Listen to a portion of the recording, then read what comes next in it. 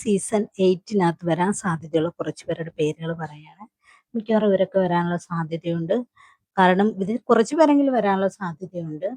അപ്പം നമ്മുടെ big boss season 8 ഇത്തവണ ഓഗസ്റ്റ് മാസത്തിൽ കഴിഞ്ഞ വർഷത്തെ പോലെ ഓഗസ്റ്റിൽ തന്നെ തുടങ്ങാനാണ് സാധ്യതയുള്ളത്. അതിനകത്ത് വരാൻ സാധ്യതയുള്ളവരുടെ പേരുകൾ പറയാണ്. അതിനകത്ത് നമ്മുടെ അഞ്ജു കുര്യൻ എന്ന് പറഞ്ഞൊരു സിനിമാ നടിയുണ്ടല്ലോ, പുള്ളിക്കാരത്തി ഇതിൽ വരാനുള്ള സാധ്യതയുണ്ട്.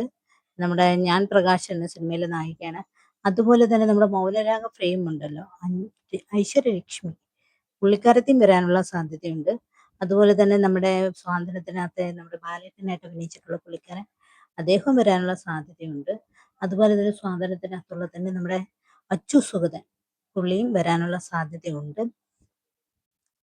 അതുപോലെ തന്നെ നമ്മുടെ KP ശ്രീലത്ത് ചേച്ചിയുടെ മകനായ നമ്മുടെ സിദ്ധാർത്ഥ്, പുള്ളിയും ബിഗ് ബോസിനകത്ത് വരാൻ സാധ്യതയുള്ളവരുടെ ലിസ്റ്റിനകത്ത് കിടക്കുന്നുണ്ട്. അതുപോലെ തന്നെ എല്ലാ വർഷവും ഉള്ളതാണ് അമല ഷാജിയുടെ പേര്, പുള്ളിക്കാരത്തെയും ബിഗ് ബോസിനകത്ത് ഇത്തവണ വരുമെന്ന് പ്രതീക്ഷിക്കുന്നുണ്ട്.